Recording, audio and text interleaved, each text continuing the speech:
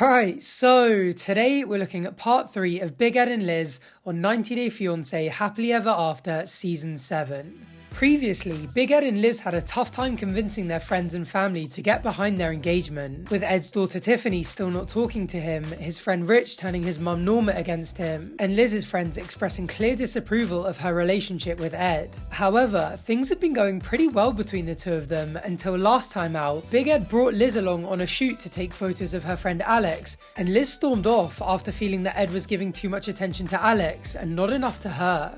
In today's episode, Big Ed is going to confront Liz over what just happened before heading off the following day to seek some critical relationship advice from his friends. But first, the cameras catch up with Liz after she stormed off to find out how she's feeling.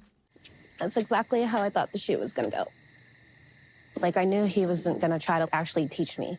He wasn't even, telling me things. It was just him and Alex. The fact that he doesn't even care right now to even, hear me out or hear, what I don't know, whatever. She's clearly mad that Big Ed hasn't run off after her yet, but she's put him in a really tough position. I'm sure a big part of him wants to do that, but leaving Alex here would be really unprofessional. Also, if she knew this was going to happen, why didn't she speak to Ed about it? If she had mentioned something, he could have been a lot more mindful about giving her the attention and reassurance she needed. And if she thinks that saying something wouldn't have helped him treat her the way she was wanting or expecting to be treated, maybe she should reconsider being in a relationship with him in the first place.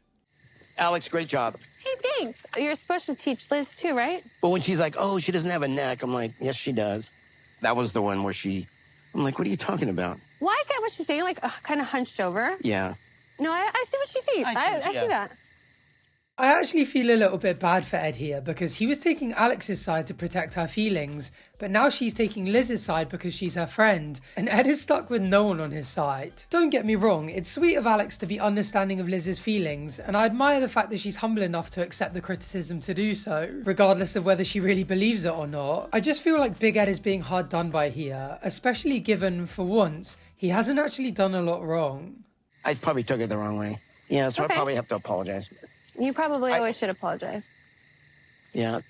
I get kind of, self-conscious of my work and... Well, yeah, it's a product of who you are, and it's hard to hear that someone doesn't think it's right or good. Yeah. Yeah, good on Ed for acknowledging the fact that he might have overreacted himself a bit too. And although Alex is backing Liz here, Ed is probably grateful to know that she understands the situation and is okay with him chasing after Liz to apologise, rather than being like, this shoot is all about me, this is so unprofessional, and making things difficult for him. I think I hurt Liz's feelings. I think, I kind of corrected her in front of Alex and she didn't like that. She's a Gemini, I'm a Taurus.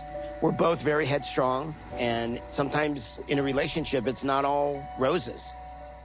I swear I have some kind of 90 Day Fiancé related PTSD from his time in the Philippines. Hearing Big Ed say rose again makes me automatically think that he's going to follow it up with something offensive, misogynistic, cringe, or a weird mix of all three. Also, he brings up this star sign thing a lot, and I don't know much about whether it's accurate or not, but he's definitely right about them both being stubborn. This time though, it's actually quite nice to see him not doing his usual sob story charade like, I'm working on becoming a better person, so go easy on me, but actually just acknowledging that he's done wrong and actively going to fix it by saying sorry. I want to apologize to her, but I also want her to understand that the point I was trying to make is that you don't correct a photographer in front of a client. And that's it, and she took that the wrong way. So, I was wrong. She was wrong. I'm sure I'm going to have to clean that up. He's got a valid point there. I think he was right to say that Liz criticising the way Alex looks in the photo in front of her was inappropriate. And of course the fact that it was about a lack of neck was going to wound him a little more because that's friendly fire. But I just hope he keeps the mindset of them both being in the wrong. Sorry I snapped at you. I love you. You're my fiancé, but you weren't my fiancé in that photo shoot. You were somebody that I was teaching my technique to. And baby, I'm not perfect. I don't feel like you're a teacher. I rate that the first thing he did was apologise. It's always a good way to start these conversations, but I feel like he should have heard her out a bit before moving on to his grievances. She hadn't even accepted the apology before he moved on to what she had done wrong. And with someone as fiery as Liz, that's just never going to go down well. You weren't even talking to me. You were talking to her and showing off. And Your face, your eyes, everything was somewhere else. What do you, on my subject? With this, maybe this wasn't about, jeez. Yeah, I'm usually pretty critical of Big Ed, but come on. Saying he was talking to her and his eyes were on her as if that was wrong when they were basically doing a one-on-one photo shoot is crazy. Like, of course all of the photographer's attention is going to be on the subject matter. What did she think was going to happen in this scenario? We've spoken a lot about Big Ed's insecurity issues in the past, but it's becoming very clear that Liz has plenty of her own. I still don't feel like you're hearing me. Okay. I'm not just your assistant, or I don't want to be your assistant. I want to learn and, like, ask questions or feel like you give an interest on. I do all that, but no, you were critiquing me. It wasn't trying to critique it. I made one comment and then I said, right, you're like, she looks like she doesn't have a neck. I still can't believe she actually said that. But on a more serious note, she's essentially saying now what she should have said from the start. She didn't just want to be treated like an assistant and learn, she wanted attention too. It's definitely on her for not expressing that, but at the same time, his stubborn side isn't helping because he's just not listening to her. He's got every right to make his point, but he's interrupting her and standing his ground too much. He needs to let her finish her points and acknowledge how she feels, otherwise this just isn't going to get anywhere. There's just both ways we could have handled it. I could have worded it better, but then you could have also asked me my opinion. So I'm apologizing. Oh, I'm sorry too. Okay, great. It just doesn't sound genuine, does it? Their arguments are always so immature, and even though they've both apologised here, it sounded like two kids who have been told to apologise by their parents. I guess it's better than they normally do, like at least he's not shouting abuse at her down the phone and breaking up with her. But that's a very low bar again, isn't it? Honestly, finding even something remotely positive to say in their constant mess is the only way I can keep these videos from being overwhelmingly negative. But it's like drawing water from a stone to make a glass half full. I try and keep the commentary balanced, but whenever the bar is on the floor, Big Ed turns up with a shovel. Ed and I have an age difference. Sometimes it sucks. And I'm feeling Dad come out in tonight's altercation, which has been problems in the past. Nobody wants to screw their dad at night, so I love him. But I know love is not enough to make a relationship work. It's weird, they've never actually spoken about their age gap being a problem before. We know it's an issue for Big Ed's daughter Tiffany, but they've never spoken about it in relation to their own issues. Usually an age gap is a problem where there's a power imbalance, and there didn't really seem to be one at the start. But if he's treating her differently and talking down to her because of it, maybe there's more of an issue there than we initially suspected. I also wonder if she's saying like a father figure is coming out, or if he reminds her of her actual dad here. There are times in our relationship where she can grow up a little. The generational thing, as much as it keeps me young, it's a challenge. It is. And when she acts immature, it gives me pause. It pisses me off. I don't know how much of this is actually age. There are plenty of people younger than Liz who are more mature than her, and plenty of people older who are less mature. Insecurity issues, jealousy issues, and communication issues aren't directly correlated to how old you are. And Ed should know that himself because he's almost 3 decades older than her, and his are arguably just as bad, if not worse than hers. He's also sitting there critiquing her maturity whilst wearing a Big Ed sticker on his t-shirt. You're very smart, you're very bright, but you're also very stubborn, just like me. I don't know. Let's just not work together.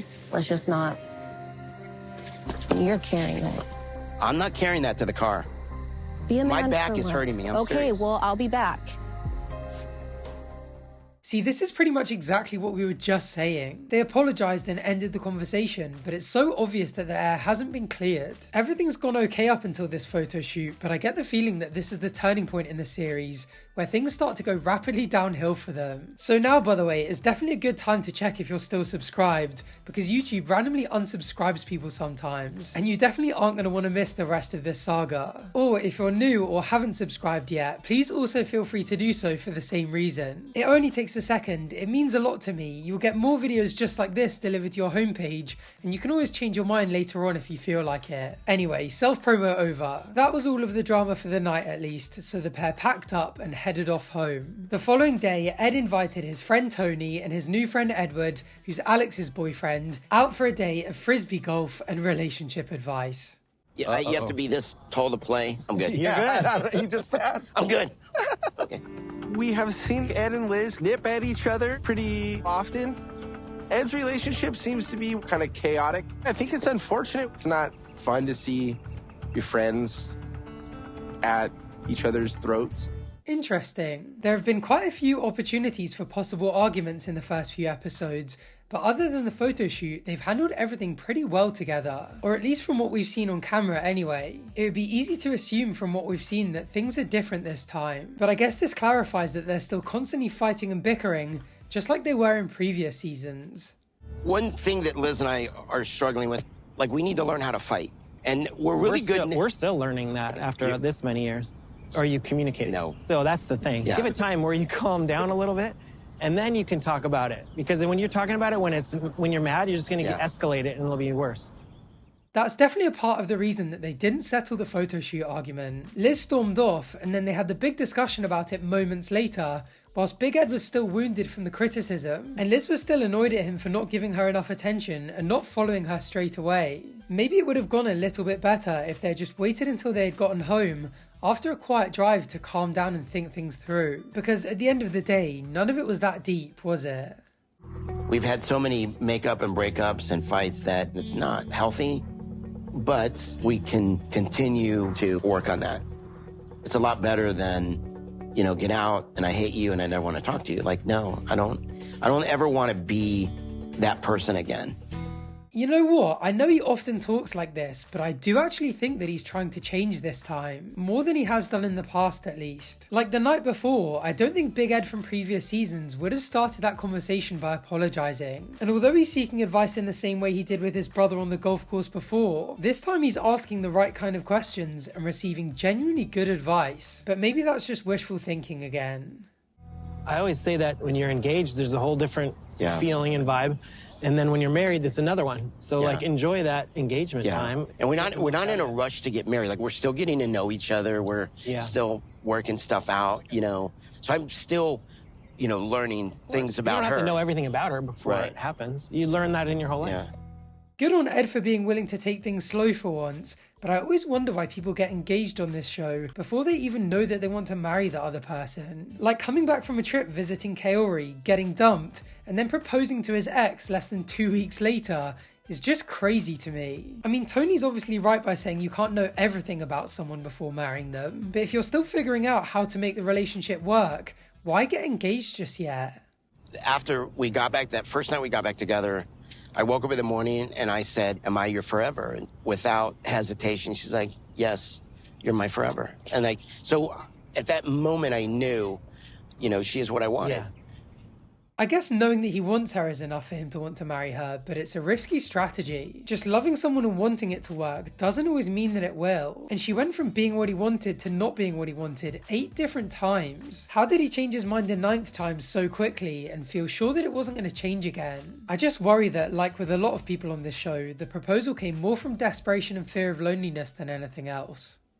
When you're going to get mad at her and stuff like that, she's your forever, right? You say that to her too. Right. So don't give up what you want for what you want in the moment.